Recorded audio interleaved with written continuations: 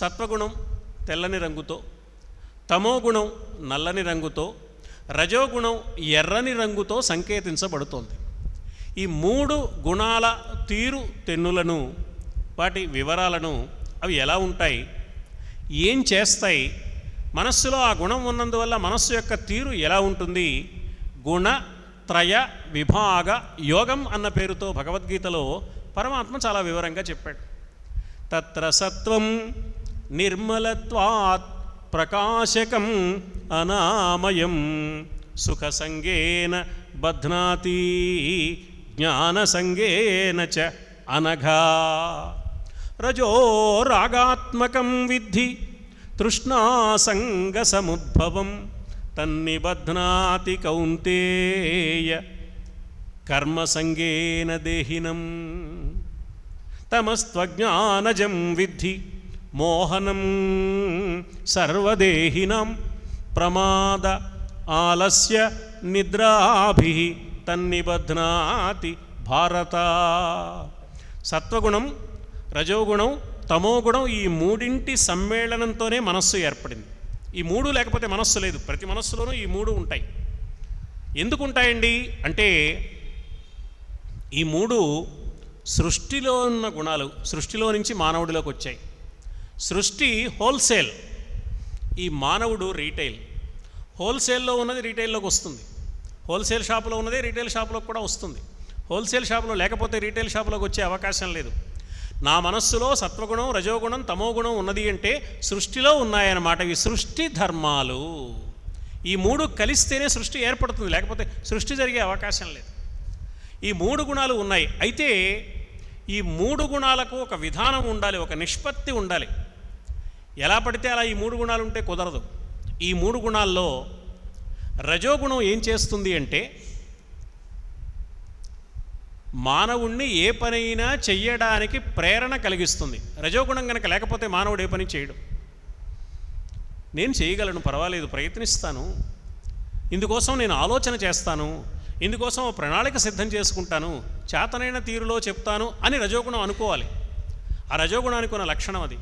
అందుకే సృష్టికర్త అయిన బ్రహ్మదేవుడు రజోగుణానికి చెందినవాడు అన్నారు. అంటే ఆ ప్రయత్నమే లేకపోతే సృష్టే జరగదన్నమాట. కాబట్టి బ్రహ్మదేవుడు రజోగుణానికి సంకేతంగా పెద్దలు చెప్పారు. కాబట్టి మనలో కూడా రజోగుణం మనస్సులో ఉంది, ఉంటుంది, అవసరమే. అయితే ఈ రజోగుణం ఎలాంటిది అంటే మానవుడి శరీరంలో ఉష్ణోగ్రత లాంటిది. అది 98.4 దగ్గర ఉండాలి. పెరిగిందనుకోండి అదే పనిగా అలా అలా పైదాకా అది మరీ పైదాకా వెడితే వీడు కూడా పైకి వెళ్ళిపోతాడు, వాడు ఇక్కడ ఉండే అవకాశం ఉండదు. అలా అని తగ్గిందనుకోండి, చల్లబడి తగ్గి కాళ్ళు చేతులు చల్లబడిపోతాయి, వీడి ప్రాణానికి ప్రమాదం. రజోగుణం అవసరమే, కానీ ఎంత ఉండాలో అంత ఉండడం. ఎలాంటిది అంటే మన శరీరంలోని ఉష్ణోగ్రత ఎలాగైతే ఒక పరిమితమైన పద్ధతిలో ఉన్నప్పుడు శరీర నిర్వహణ సజావుగా సాగుతుందో రజోగుణం కూడా అలా ఉండాలి సుమా. ఒక క్రమ పద్ధతిలో ఉండాలంటే అది ఏం చేయాలి? సత్వగుణానికి లోబడి ఉండాలి. మనలో ఉన్న సత్వగుణానికి మనలో ఉన్న రజోగుణం లోబడి ఉండాలి. సత్వగుణం ఏం చేస్తుంది? జ్ఞాన సంపదను వృద్ధి చేస్తుంది, ప్రశాంతమైన ఆలోచనలు కలిగిస్తుంది, పరోపకారం చేయాలనే ఉత్సాహాన్ని కలిగిస్తుంది, పద్ధతిగా బ్రతకడానికి కావలసిన సంకల్పాలు కలిగిస్తుంది. అందుకని ఈ రజోగుణం సత్వగుణానికి లోబడి ఉండాలి. అలా లోబడి ఉంటే తమోగుణం కూడా మనలో ఉంది, అది ఎంత ప్రయత్నించినా రజోగుణాన్ని లోబరుచుకోలేదు. రజోగుణం తమోగుణానికి లోబడకుండా సత్వగుణం వెంట మాత్రమే ప్రయాణం సాగినప్పుడు ఆ వ్యక్తి యొక్క జీవన ప్రయాణం ప్రశాంతంగా ఉంటుంది. మనలో ఉన్న సత్వగుణం, మనలో ఉన్న రజోగుణం, మనలో ఉన్న తమోగుణం మనం సృష్టించుకున్నవి కాదు, మనం వద్దంటే పోయేవి కావు, మనం కావాలనుకుంటే పెరిగేవి కాదు. సాధన వల్ల మానవుడు తనలో ఉన్న రజోగుణాన్ని తనలో ఉన్న సత్వగుణానికి లోబడి ఉండే విధంగా చేసుకుని తమోగుణానికి ఎంతమాత్రము లోబడకుండా జాగ్రత్తగా ఉండాల్సిన అవసరం ఉన్నది సుమా. ఈ దివ్యమైన స్థితిని అమ్మవారి ముఖమండలం సూచన చేస్తోంది. ఎలా సూచన చేస్తోంది? సత్వగుణానికి సంకేతంగా ఉన్న తెల్లని పాపటదారి వెంట రజోగుణానికి సంకేతంగా ఉన్న ఎర్రని కాంతి కిరణం ప్రయాణిస్తోంది. అంటే సత్వగుణం ఆధారపడి రజోగుణం పనిచేస్తోంది. అటు ఇటు నల్లగా ఉన్న కేశపాశం దొంగల గుంపు వలె ఉంది. బంధించాలని ప్రయత్నిస్తోంది కానీ బంధించలేకపోయింది. ఎప్పుడైతే నాలోని రజోగుణం నాలోని సత్వగుణానికి లోబడి సాగిందో ఆనాడు తమోగుణము నాలోని రజోగుణాన్ని బంధించలేదు. సత్వగుణాన్ని అనుసరించి మాత్రమే రజోగుణం ముందుకు సాగుతుంది. అప్పుడు కర్తవ్య నిర్వహణ ఉంటుంది, కలవరపాటు ఉండదు, ఆత్మజ్ఞానం ఉంటుంది, అహంకారం ఉండదు, పరోపకార దృష్టి ఉంటుంది, నేను చేస్తున్నాను అనే బడాయి ఉండదు. మానవుడు ఎలా జీవించాలో అలా ప్రశాంతంగా, పవిత్రంగా, పద్ధతిగా, సార్థకంగా జీవించడానికి కావలసిన దివ్యమైన మానసిక స్థితి అమ్మవారి ముఖమండలం ద్వారా సంకేత రూపంలో కనిపిస్తోంది. అమ్మ దివ్య దర్శనం చేసుకున్నప్పుడు, అమ్మను చూసినప్పుడు అమ్మకు నమస్కరించి మనం అమ్మ నుంచి పొందవలసిన పరమ ప్రయోజనం ఇది సుమా అనే అభిప్రాయంతో జగద్గురువులు సౌందర్యలహరి స్తోత్రంలో సౌందర్యలహరి ఎందుకోసం ఉన్నది, అమ్మవారి సౌందర్యలహరి ప్రధానంగా ఏమి చేయడం కోసం వచ్చిందో చెప్పడానికి ఈ శ్లోకం చెప్పారు. గ్రంథనామాన్ని ఇందులో నిక్షేపించారు. సర్వసాధారణంగా ఏ కవి అయినా ఓ కావ్యం రచిస్తే ఆ కావ్యం పేరు అయితే మొదటి శ్లోకంలో చెప్పాలి, లేదా చిట్ట చివరి శ్లోకంలో చెప్పాలి. కానీ జగద్గురువులైన ఆదిశంకరులు రచించిన సౌందర్య లహరిలో ఇది మొట్టమొదటి శ్లోకం కాదు. శివశక్త్యా యుక్తో యది భవతి అది మొదటి శ్లోకం. పోనీ ఇది చిట్ట చివరి శ్లోకమా అంటే చిట్ట చివరి శ్లోకం కూడా కాదు. ప్రదీపజ్వాలాభి దివసకర నీరాజన విధి అది చిట్ట చివరి శ్లోకం. మరి ఇది 44వ శ్లోకం. చాలా ఆశ్చర్యం. ఇక్కడి నుంచి దీనికి 2 శ్లోకాల ముందు నుంచి అమ్మవారి యొక్క స్థూల రూపాన్ని, బాహ్య రూపాన్ని, భౌతిక రూపాన్ని వర్ణన చేశారు ఆదిశంకరులు సౌందర్య లహరిలో. ఇదేంటంటే మొదటి శ్లోకం నుంచి చేయాలి కదా, మధ్యలో చేశారేమిటి అంటే సౌందర్య లహరికి సంస్కృత భాషలో ఎందరెందరో మహనీయులు అద్భుతమైన వ్యాఖ్యలు రచించారు. వారు కొన్ని విశేషాలు చెప్పారు. అందులో ఒక విశేషం, ఒక మహా వ్యాఖ్యాత చెప్పిన ఒక చిత్రమైన కథా సన్నివేశం. ఆదిశంకరులు ఖేచరీ ముద్రతో ధ్యానంలో నిమగ్నులవుతూ ఉండేవారు. ఖేచరీ, ఖే అంటే ఆకాశం, చెరి అంటే ఆకాశ మార్గంలో ప్రయాణించడం. అలా ఆకాశ మార్గంలో ప్రయాణించి ప్రయాణించి ప్రయాణించి ఒకనాడు కైలాస మానస సరోవరానికి చేరుకున్నారు. ఆ కైలాస మానస సరోవరం నుంచి దివ్యమైన ఒక స్ఫటికలింగాన్ని ఆదిశంకరులు తీసుకువచ్చారని, ఆ దివ్యమైన స్ఫటికలింగమే శృంగేరి క్షేత్రంలో ఇప్పుడు ఉన్నదని, చంద్రమౌళీశ్వర పూజలో ప్రతినిత్యము గురుదేవులు ఆ స్ఫటికలింగానికి నిత్య అర్చన అభిషేకాదులు నిర్వహిస్తున్నారని, అది కైలాస మానస సరోవరం నుంచి ప్రత్యక్షంగా జగద్గురువులైన ఆదిశంకరులు తీసుకొని వచ్చిన స్ఫటిక శివలింగమని చరిత్ర చెబుతున్నది మనకి. అందువల్ల ఆయన అక్కడికి వెళ్ళారు, మానస సరోవరానికి వెళ్ళారు, కైలాసానికి వెళ్ళారు.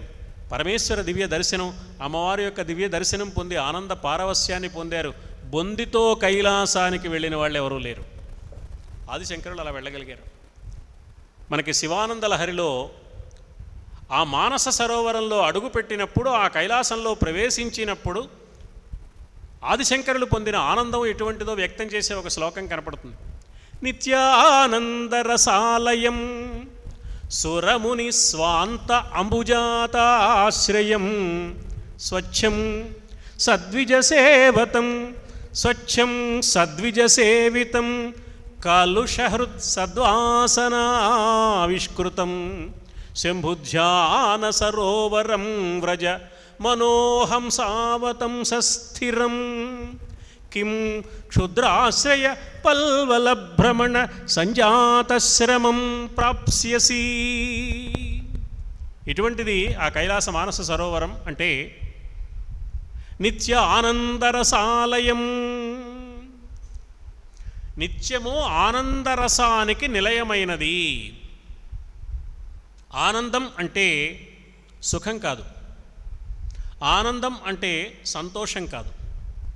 ఎందువల్ల అంటే సుఖము దుఃఖంగా మారవచ్చు, మనకిష్టమైన ఓ చలనచిత్రం చూసాం, సుఖంగా ఉంది, బాగుంది.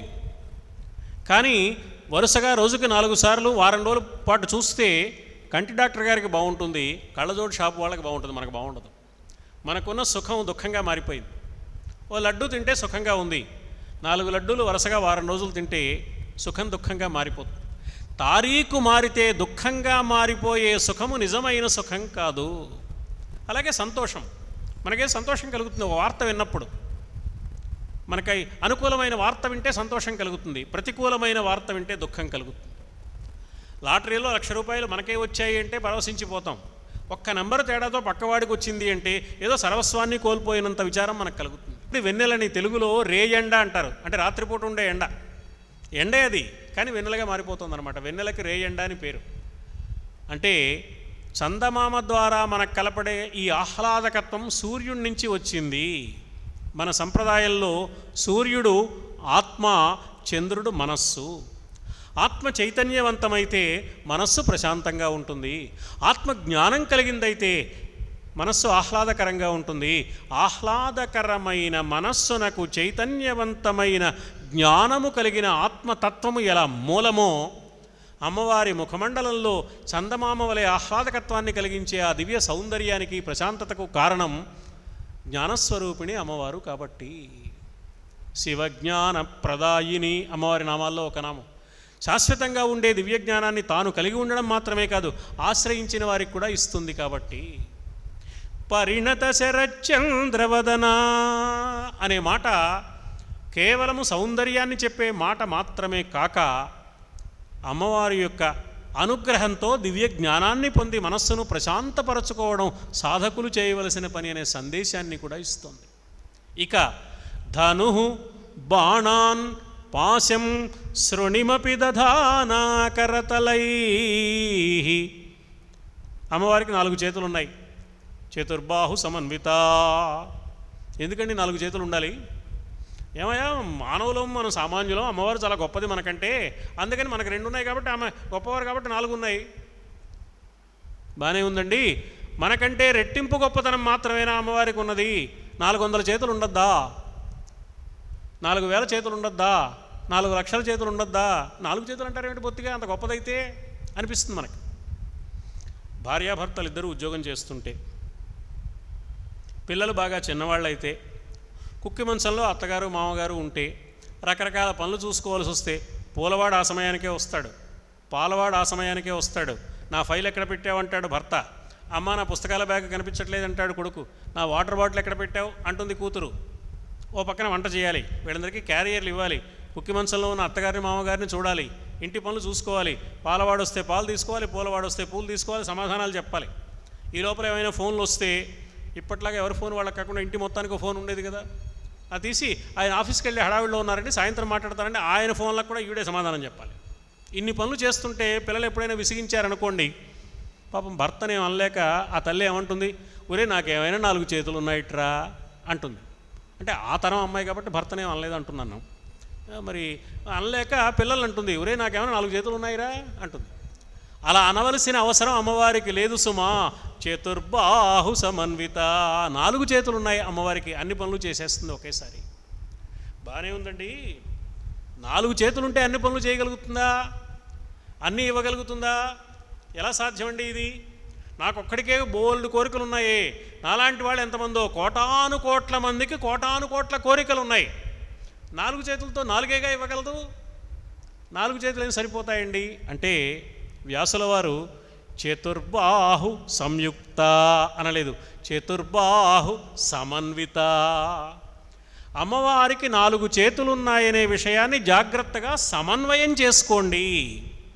4 చేతులతో కూడిన తల్లి కాదు, 4 చేతులు అనే అద్భుతమైన సత్యానికి సమన్వయాన్నిచ్చే తల్లి అమ్మ. ఏమిటి ఆ సమన్వయం అని ఆలోచిస్తే, మనకు కొన్ని కోరికలు ఉన్నాయి. ప్రతి వాళ్ళకి చాలా కోరికలు ఉన్నాయి. మొత్తం సృష్టిలో ఉన్న సకల జీవరాశులకు కలిపి కోటాను కోట్ల కోరికలు ఉన్నాయి. ఇవన్నీ 4 చేతులతో ఎలా ఇవ్వడం సాధ్యమవుతుంది అంటే, ఎన్ని కోట్ల కోరికలున్నా మొత్తం కోరికలు 4. మీరు ఏ కోరికైనా చెప్పండి, ధర్మ అర్థ కామ మోక్షాలనే 4ంటిలోకి కాక 5వ కోరిక లేదు. మీకు ఏ కోరికైనా చెప్పండి, ఇందులోకే వస్తుంది. కాబట్టి మొత్తం కోరికలు 4. అంటే ధర్మార్థ కామ మోక్షాలను అమ్మ ప్రసాదిస్తుంది సుమా అని సమన్వయించుకోండి అని గుర్తు చేయడానికి వ్యాసుల వారు ఇది సంఖ్య కాదయ్యా, జాగ్రత్తగా సమన్వయించుకోండి అని చెప్పడానికి ఆయన సంయుక్త అనకుండా సమన్విత. వ్యాసులు కానీ వాల్మీకి మహర్షి కానీ శంకరులు కానీ ఓ పదం ప్రయోగించారంటే ఏదో పర్యాయ పదం కాదది.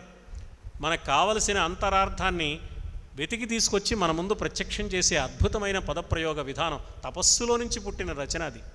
అందుకని చతుర్బాహు సమన్విత రాగస్వరూప పాషాఢ్యా. ఇక అమ్మవారి రూపాన్ని ఎప్పుడు మనం భావన చేసినా, ఏ చిత్రకారుడైనా ఏ శిల్పి అయినా ఎప్పుడూ పొరపాటు పడకుండా ఉండడానికి అరుణాం కరుణాతరంగితాక్షీం ధృత పాశ అంకుశ పుష్పబాణ చాపాం. వెనకాలన్న ఎడమ చెయ్యి పాశం, వెనకాలన్న కుడి చెయ్యి అంకుశం, అక్కడి నుంచి ముందుకు వచ్చాం, కుడి చేతిలో బాణాలు, ఎడమ చేతిలో ధనుస్సు. ధృత పాశ అంకుశ పుష్పబాణ చాపాం. ఇది విధానం. ఇలా చదువుకోవాలి ఆ శ్లోకాన్ని, ఇలా అర్థం చేసుకోవాలి. అమ్మవారి రూపం ఇలా ఉంది. వెనకాల 2 చేతుల్లో పాశాంకుశాలు ఉన్నాయి. పాశము అంటే మనకు తెలుసు, ఓ పెద్ద తాడు, యమపాశం అంటాం, ఓ పెద్ద తాడులా కనపడుతుంది. మనిషిని కట్టేసేది పాశం, మరి మనస్సును కట్టేసేదో. అనంతపురం జనాభా ఎంత, ఇక్కడ ఎంతమంది ఉన్నారండి? ఎవరు కట్టేశారు వీళ్ళని? అమ్మవారి పట్ల ఉన్న భక్తి అనే మనస్సు కట్టేసింది. మనస్సును కట్టేసేది అనురాగం. మనిషిని కట్టేయచ్చు తాటితో, వాడి మనస్సు ఎక్కడైనా ఉండొచ్చు. వాడు ఎక్కడో ఉన్న మనస్సు ఇక్కడే ఉంటే మనస్సును కట్టేసింది అనురాగం. అనురాగం ప్రేమ, ఇష్టం, అభిమానం, ఆసక్తి. అమ్మవారి పట్ల ఆసక్తి ఉంది, అదే రాగం. అందుకని తాడు ఎలా అయితే మనిషిని కట్టేస్తుందో అనురాగం అలా మనస్సును కట్టేస్తుంది సుమా. కాబట్టి రాగస్వరూప పాషాఢ్య, అనురాగం అనే పాశాన్ని చేత్తో పట్టుకుంది అమ్మవారు. అబ్బో అనురాగం మాకు కావలసినంత ఉందండి, పుష్కలంగా ఉంది, నాకుంది అనురాగం, భార్యాబిడ్డల మీద ఉంది, నా వాళ్ళ మీద ఉంది. అది పరిమితులు దాటిపోతే ఏమవుతుందంటే నేను బాగుండాలి, నా భార్యాబిడ్డలు బాగుండాలితో ఆగదు. నేను మాత్రమే బాగుండాలి, నా భార్యాబిడ్డలు మాత్రమే బాగుండాలి, పాండవులు సర్వనాశనం అయిపోయినా పర్వాలేదు, నా 100 మంది బిడ్డలు బాగుండాలి, రాజ్యం ఎప్పుడు నేనే పరిపాలించాలి, నా తర్వాత మా అబ్బాయిలే పరిపాలించాలి, న్యాయంగా పాండవులు అయినా సరే వాళ్ళ నోట్లో మట్టి కొట్టి మా పిల్లలే పరిపాలించాలి, ఇందుకు కావలసిన ఎన్ని దిక్కుమాలిన పనులైనా చేయడానికి నేను సిద్ధంగా ఉన్నాను, పై కళ్ళు లేవు కదా, గుడ్డివాణి కదా, నాటకం ఆడుతూ ఉంటాను అనుకున్నవాడు ధృతరాష్ట్రుడు. అంటే వాడికి రాగము శృతి మించి రాగాన పడింది. ఫలితం 100 మంది బిడ్డల్ని పోగొట్టుకుని దుర్భరమైన గర్భశోకాన్ని అనుభవించవలసిన దుస్థితి వచ్చిందే 100 మంది బిడ్డల్ని కన్న తండ్రికి. ఎంత దారుణమైన బాధ! ఎవరు దీనికి కారణం? రాగమును అదుపు చేసుకోలేకపోవటం కారణం. కౌరవుల మీద ఉన్న రాగం పాండవుల మీద నిష్కారణమైన ద్వేషంగా మారింది. పాండవులు ఏం అపకారం చేశారండి? ధృతరాష్ట్రుడికి కానీ దుర్యోధనుడికి కానీ ఏం లేదే. ఎప్పుడైతే అలా మారిందో విపరీత ఫలితాలు వస్తాయి సుమా. అమ్మా, మా మనస్సులో కూడా రాగం ఉందమ్మా, మేమంతా వైరాగ్య సంపన్నులం కాదు, కానీ ఈ రాగం అదుపులో లేకుండా బాధ పెడుతోంది.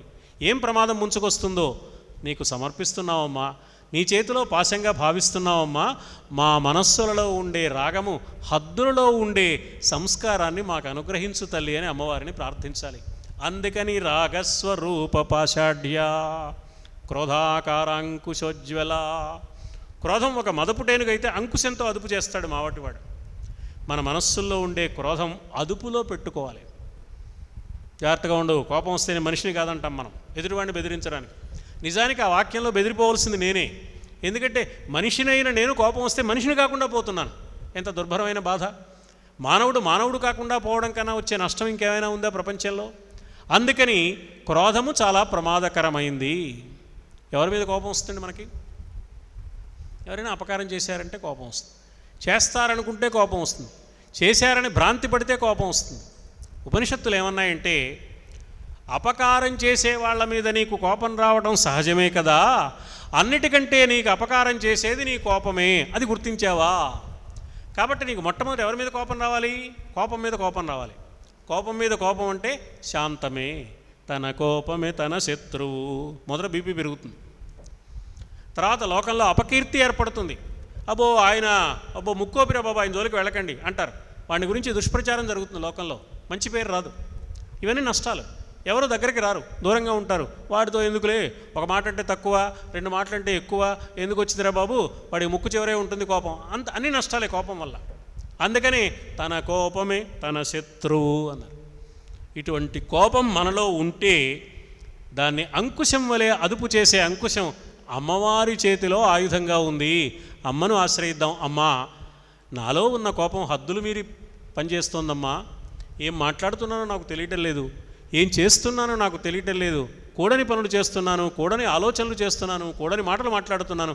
ఈ కోపాన్ని హద్దుల్లో పెట్టు అని అమ్మవారిని ప్రార్థించాలి. అందుకని అంకుశం అమ్మవారి చేతిలో ఉంది. ఇక ధనుస్సు చెరకు గడ అన్నారు. ఇక్షు కోదండం, మనోరూపేక్షు కోదండ. మానవుడి మనస్సే అమ్మ చేతిలో ధనుస్సు. మానవుడి మనస్సులో చెరకు గడలో ఎలాగైతే కణుపులున్నాయో, ఒక్కొక్క కణుపు దగ్గర ఒక్కొక్క మాధుర్య రసం ఉట్టిపడుతున్నట్లుగా ఒక్కొక్క విషయంలో ఒక్కొక్క ఆలోచన, ఒక్కొక్క కోరిక, ఒక ఉత్సాహం, ఒక ఉద్వేగం కలుగుతూ ఉంటుంది. దీన్ని అదుపులో పెట్టుకోవాలి. ఈ మనస్సులో ఉపయోగించేవి ఏమిటి అంటే శబ్ద, స్పర్శ, రూప, రస, గంధాలు. శబ్దం చెవికి వినపడుతుంది, రూపం కంటికి కనపడుతుంది, స్పర్శ చర్మానికి తెలుస్తుంది, రసము అంటే రుచి నాలుకకు తెలుస్తుంది, గంధము వాసన ముక్కుకు తెలుస్తుంది. ఈ తెలుసుకునే 5 జ్ఞాన ఇంద్రియాలు అన్నారు, అంటే తెలుసుకునే అవయవాలు. తెలియబడే 5 తన్మాత్రలు అన్నారు, శబ్ద, స్పర్శ, రూప, రసగంధాలు. ఇవి ఎక్కడి నుంచి వచ్చాయి? పంచభూతాల నుంచి వచ్చాయి. ఆకాశం నుంచి శబ్దం వచ్చింది, అగ్ని నుంచి రూపం వచ్చింది, వాయువు నుంచి స్పర్శ వచ్చింది, నీటి నుంచి రుచి వచ్చింది, భూమి నుంచి వాసన వచ్చింది. కాబట్టి పంచభూతాల నుంచి పంచ తన్మాత్రలు వచ్చాయి. మన శరీరంలో ఉన్న పంచ జ్ఞానేంద్రియాలు వాటిని స్వీకరిస్తున్నాయి. ఈ వ్యవహారంలో సరి అయిన విధానం కనుక లేకపోతే, క్రమ శిక్షణ లోపిస్తే విన్న చెవి అది జ్ఞాన ఇంద్రియం, తెలుసుకునే ఇంద్రియం మాత్రమే, కోరుకునే ఇంద్రియం కాదు. నాలుక తెలుసుకునే ఇంద్రియమే, కోరుకునే ఆవకాయ రుచి చాలా బాగుందని తెలుసుకోవచ్చు, ఆవకాయ కోరుకోకూడదు. 104 టెంపరేచరు, మంచి రోహిణి కార్తె, వీడికేమో 104 టెంపరేచర్. అందరూ ఆవకాయ బద్దని గురించి మాట్లాడుకుంటారు. అబ్బా మామిడి పండు బాగా కుదిరింది, మామిడికాయ అని ఒకడు, ఆవపిండి అద్భుతం అని ఒకడు, కారం బ్రహ్మాండం ఒకడు, ఆవ నూనె చాలా బాగుందని ఒకటి మాట్లాడుకుంటాడు. వీడు కూడా తిన్నాడు కిందటేడు, ఇప్పుడు నోరూరుతోంది. అందరూ నిద్రపోయాక కాస్తంత ఆవకాయ కలుపుకుని ఓ బద్ద నోట్లో పెట్టుకున్నాడు అనుకోండి, వీడు ఏమయ్యాడో చెప్పడానికి మర్నాడు ఆవకాయ బద్ద సాక్ష్యం ఇస్తుంది. ఆవకాయ రుచి ఎలా ఉందో చెప్పడానికి వీడు ఉన్నాడు. రుచిని గుర్తించేదే నాలుక, కానీ కోరుకునేది కాదు సుమా. కోరుకోవడానికి పద్ధతి ఉంది, పరిమితి ఉంది, వేళ కాని వేళ సమయాలు ఉన్నాయి. ఈ సంస్కారం మాకు లేదు కాబట్టి అమ్మాది ప్రసాదించు. అందుకని తన్మాత్రలైన శబ్దస్పర్శ రూప రసగంధాలు నీ చేతుల్లో బాణాలుగా ఉన్నాయమ్మా. అవి మామూలు బాణాలైతే 5 బాణాలు ఏ మూలకి సరిపోతాయమ్మా? ఎంతమంది రాక్షసులను సంహరించాలి కదా. అవి మామూలు బాణాలు కాదమ్మా, పంచతన్మాత్రలు, పంచతన్మాత్ర సాయక. సరిగ్గా చతుర్బాహు సమన్విత, రాగస్వరూప పాశాఢ్య, క్రోధాకారాంకుశోజ్వల, మనోరూపేక్షు కోదండ, పంచతన్మాత్ర సాయక అనే నామాల సారం మొత్తాన్ని ఆదిశంకరులు ధనుర్బాణాన్ పాశం శృణిమపి దధానా కరతలై పురస్తాదాస్తాంనః. మా ఎదుట ప్రత్యక్షం కావాలి తల్లి. ఎవరు నువ్వు? పురమధితు అహో పురుషిక. త్రిపురాసుర సంహారం చేసినా కూడా రవంతైన అహంకారం అనేది ఎరుగని పరమేశ్వరుని యొక్క ఒకే ఒక్క అహంకార స్వరూపిణివి. ఇది పై అర్థం. ఆ హ 2 అక్షరాలు ఉన్నాయి. ఆ హా కలిసిన స్వరూపం అహో పురుషిక. అహో పురుషిక. మన అక్షరాలన్నింటిలో మొట్టమొదటిది ఆ, ఏ వరుసగా నేర్చుకుంటాం. చిట్ట చివరిది హ. అకారం నుంచి హకారం వరకు కలిగిన అక్షర సముదాయమే అమ్మవారి స్వరూపము. అంటే అమ్మవారిలో అక్షరాలు ఉన్నాయని శ్లోకం ప్రారంభించారు, అక్షరాలే అమ్మవారి స్వరూపమని శ్లోకాన్ని ముగించారు. అంటే అక్షర స్వరూపిణి అమ్మ. అక్షర స్వరూపిణి అయిన అమ్మను అక్షరాలతో స్తోత్రం చేసే ఈ సౌందర్య లహరిలో అమ్మవారి యొక్క దివ్య వైభవాన్ని ఆదిశంకరులు రసరమ్యంగా అనేకమైన మార్గాలలో వర్ణించారు.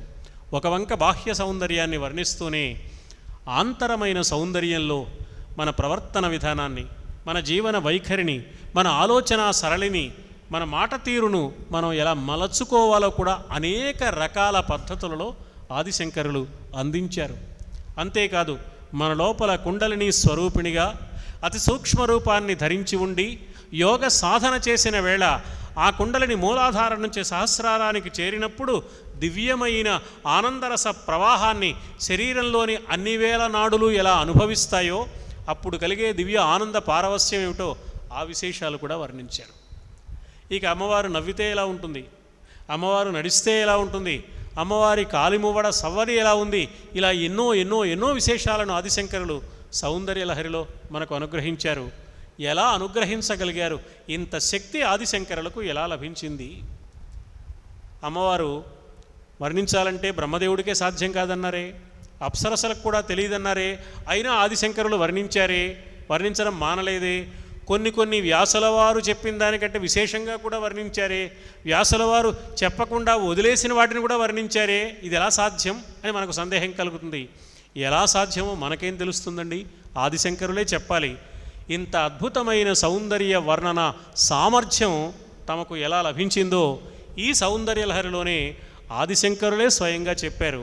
ఆ విశేషాలతో కూడిన అనంతర సౌందర్య ప్రవాహ విశేషాలను రేపటి రోజున అందించే ప్రయత్నం చేస్తానని పెద్దలందరికీ భక్త మహాశయులకు సవినయంగా విజ్ఞప్తి చేసుకుంటూ, సర్వమంగళమాంగళ్యే శివే సర్వార్థ సాధికే శరణ్యే త్ర్యంబకే దేవి నారాయణి నమోస్తుతే. స్వస్తి సర్వేషాం సమస్త సన్మంగళాని. Thanks for watching. Please comment, like, share and subscribe our channel.